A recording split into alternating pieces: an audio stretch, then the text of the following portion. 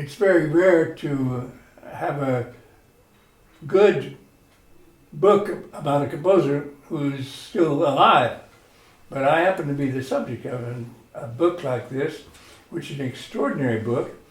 It's called Tom Johnson ou Musique Logique, it's in French, but Tom Johnson or Logical Music. And it's a wonderful book with a very thick book, as you can see, and written by a man who has studied my music. It took him over 20 years to write this book. We've known each other for a long time, and he was teaching in the French schools for many years. He's now retired. And I'm very pleased that he was able to come to make this video with us. Welcome, Gilles.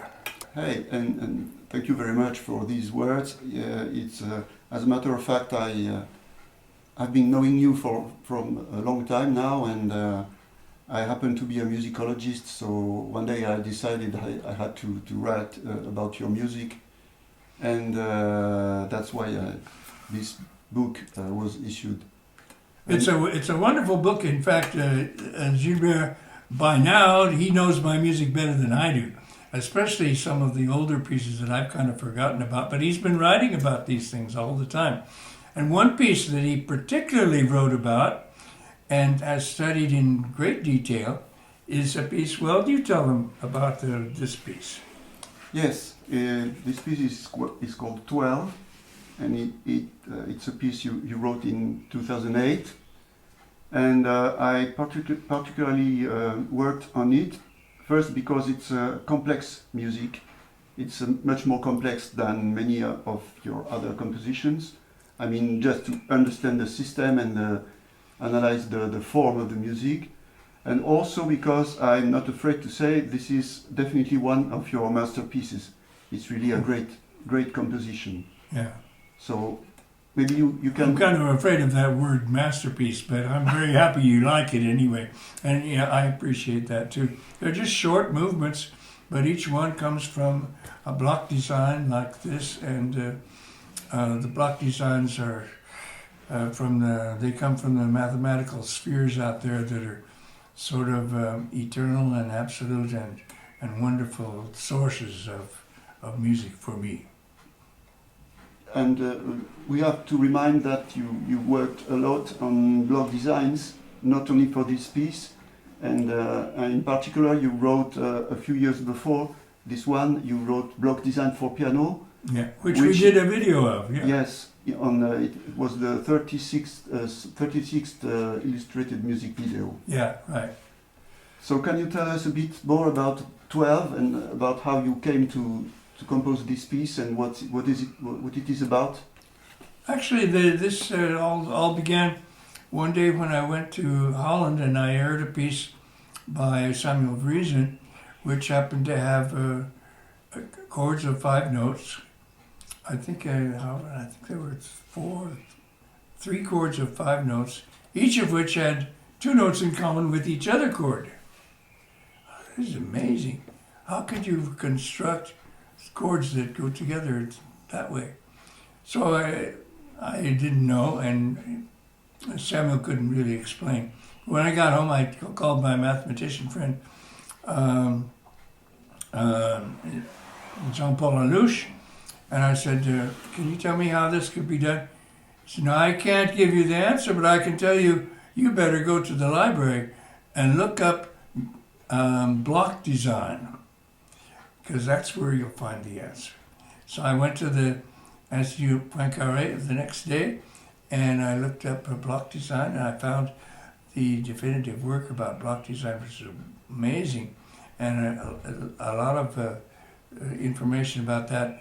And that was the beginning of Kirkman's Ladies and a lot of other pieces that really were important for me. So this is about block designs in general in your music. Yeah. But now about 12. Why is it called 12? Well, it's the block design involved here is 12-4-3. That means there's 12 notes in the set, and divided into subsets of 4 notes, 4-note chords, in such a way that every pair of notes, note 3 and 4, for example, will appear 3 times in 3 different chords. Well, those are heavy restrictions. And don't try to figure out a solution yourself. You better go to a math book, because the mathematicians with their computers and they can figure out the solutions. It's not so easy for them either, but they can do it. And some mathematicians, some years ago, even calculated the total number of solutions for the 12-4-3 block design, and it's hard to imagine. And I think even mathematicians are astounded when they read that there are 17 million solutions. And of course, you can't just exchange the 6s and 7s and call that a new solution. These are really new formations of the 12 notes that will have this, and there's a few, like in the cover, here's one solution, which happens to have what they call parallel constructions. That means when you can put 3 chords together and have all 12 notes, that's a parallel construction. And if you can do that 12 times, you get all 33 chords into 12 groups. And it's kind of amazing. That doesn't happen very often, but there's other mathematicians that found a few other. I think that there's 7 ways to do a 12-4-3 block design that permits all parallel classes. And the title of 12 also refers to the fact that there are 12 pieces in the collection. Oh yeah, there happen to be like that. And you decided to write something for piano. Yeah, well, I write a lot for piano, and I like piano because it's kind of the universal instrument these days. Well, with the 12-4-3 block design, you use the 12-note scale, right? Right. So this music is a bit like your own 12-tone music. Yeah, but serial music, 12-tone music, apart here from Schoenberg and Weber, was very different because they were still thinking romantically. They wanted to create the music, and the music came from emotions and inspirations and individual compositional ideas. And it wasn't just the numbers. They worked with the numbers and the 12 notes, and they tried to do the separate hexachords and inversions and everything, but they never really counted very well. And Schoenberg's idea is that all 12 notes will be equal, and there's no special things for the C major chord and the minor chords and everything. So, but he cheated a lot, and he never had all 12 notes equal. There was always one note more important than the others, and that was okay because he needed that in order to express his individual compositional ideas. But when you work with block designs, you shouldn't work with block designs unless you really want to have all 12 notes equal, and you have to let the system do what it wants to do. And in this cover, you just can't say, well, this square is more important than this one. This triangle is more important than this one. You got to go with the system, flow with the mathematics, and I love this idea.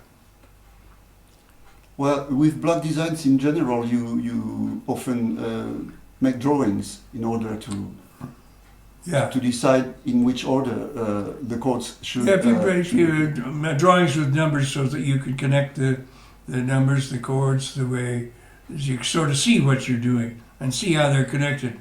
And if you do a drawing with all the blocks connected when they have 2 notes in common, or when they have 3 notes in common, or when they have no notes in common, you get a formation which can be very special and which can lead you to an interesting kind of sequence in the music. Yes, and because the simple rough list of the blocks of the subsets of 4 numbers has something a bit chaotic about it at first when you look at it. So you have to find the nerve of the system to enhance the symmetries, the regularities which are lying beneath the. I like that expression, find the nerve. And it's your expression. Yeah. No, it came from the mathematician in Zurich. What was his name? Who's now in Minnesota. I was always looking for the nerve. It's funny. You think that only biological things have nerves, but groups of numbers have nerves too. It's curious. They're alive. They become alive when you find the nerve, anyway. And when you find that there's one nerve, that all the notes are connected. If you follow this nerve, it tells you something. It brings the numbers to life. One thing that must be said too is that these mathematical objects you use when you work on block designs are so complex that even you can't perceive all the regularities and the correspondences and the symmetries that are lying behind the system when you are writing the music. First of all, I don't like the word complex. A lot of composers will insist that their music is complex, and they want to be more complex, and even more complex, and even better. But this doesn't make sense to me, because I think when if you're looking for real quality, real intelligence, you want to reduce the complexity and get down to the nerve, to the essence. And so I try to see block designs as simply as possible, to reduce them to subsets as simple as possible, to find the nerve, to find the more other nerves then too, and sub-nerves, things that connect them and simplify them. That's what I'm looking for. Yes, it's true that your work consists in putting the system as transparent and as obvious as possible. But even if you're doing that, once the music is finished, you're often amazed about the regularities that emerge from that, and that you couldn't anticipate before. There is something. I'm working with another block design piece where I just observed the other day. There's one movement where I took the note 6, which appears in a bunch of different chords, but if you just take the chords that contain 6 and you make the circle all around, you hear all the other notes too. But it's amazing what that made a logic. It's another nerve that's running through this system, and I was happy to find simplifications like that. And it sounds very good. That note 6 is always there, but the music keeps changing. Well, and in the purpose of 12, you did a lot of drawings. Yeah. In some of them you didn't use in any of the 12 pieces. But oh no. With 17 million possibilities, you can't do a drawing for everyone. Of course. But I was very interested in Morales and Velarde were two Mexican mathematicians who wrote this astonishing essay that proves that there's only 7 or 8 of the 17 million solutions which permit situations like that. Well, in any case, I did quite a bit of analysis of this composition. Oh yeah, you worked a lot on this piece. And in doing so, I counted the notes, and then I counted the appearance of the notes in the different parts of each piece. and I discovered some particularities that are not obvious at all when you hear the music, and particularities that even you didn't notice at first. Yeah, yeah. A lot of things that I never noticed. But incidentally, I should mention that there was at IRCOM, there was a seminar every month during years 2002 to 2010 about where there was discussions on music and mathematics. And one of these Saturday afternoons, Gilles came to do a lecture about 12. And I used to lecture sometimes too, and mathematicians more often were lecturing there. And it was a wonderful collection of exchanges between composers and mathematicians. Actually, I was about the only composer who was always there. But other music theorists and mathematicians and other people computer scientists would come to these discussions, and sometimes there were never more than 20 or 30 people there, but there were always sometimes rather profound discussions which advanced certain things like tile work in music. But this day that Gilles talked about 12 was a wonderful with all these PowerPoint illustrations, he really got into the depth about this one piece. Yes, so maybe we can have a look at some of them. Yes, right now. Let's do. The drawing that Tom shows before on the cover of the score is particularly symmetrical. It's in the shape of a wheel. And now we are going to 12 number 10 to listen to 12 number 10. While following the path of the music on the drawing.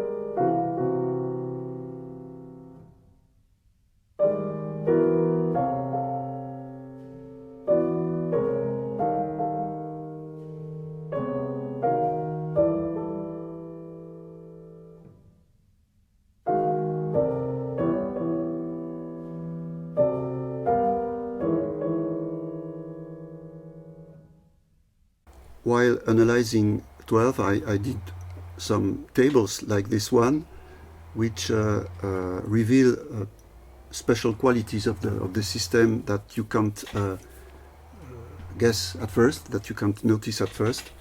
And for example, in 12/3, the 33 chords are divided in groups of 3. There are 11 groups in all, and in each group you have almost all the notes except one. For example, here in the first group of 3 chords, the note number 10 doesn't appear, and consequently one note is repeated two times, and in this case it's the note 12. Now in the next little fragment, the 12 disappears, and now the 10 is repeated 2 times. There is an inversion between the two parts. And this symmetry, this general symmetry, is a result of the work of Tom with the drawings. Because again, the list of the blocks as they appear at first has something chaotic about it. It is not ordered. It's not, and the drawings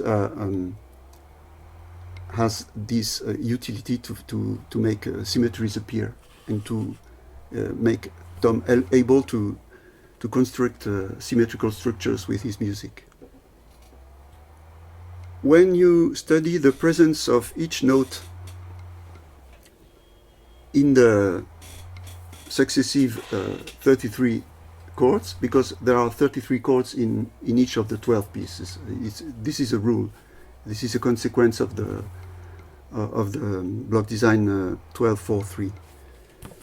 So here, for example, in 12 number 2, I studied the presence of each note in the 3 sections of the piece. So this table represents the 12 notes in the upper part, and here the 3 sections of the piece.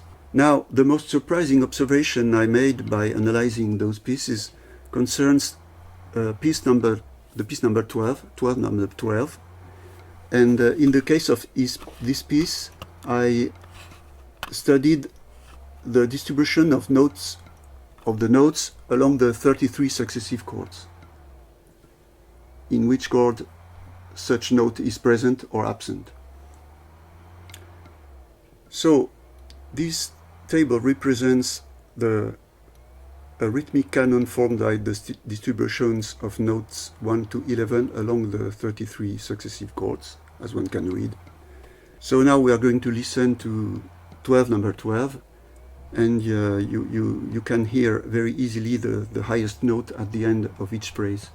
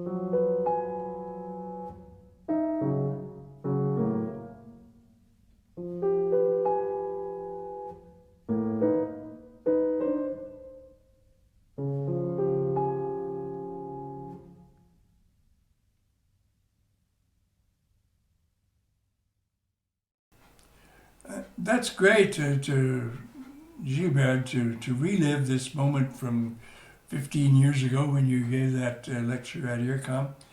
And it was very important to have all this information recorded.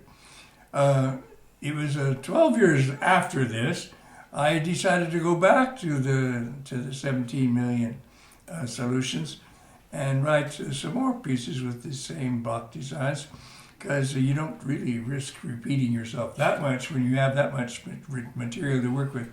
So I wrote a piece called 12 Years Later, which is the same block designs, but totally different music that was figured out much later. You remember that piece too? I do, but I haven't studied it as much as 12. Yeah. So I can't speak of it very much. But thank you very much for coming today and presenting this. It was nice to go back to this piece. Thank you, Tom.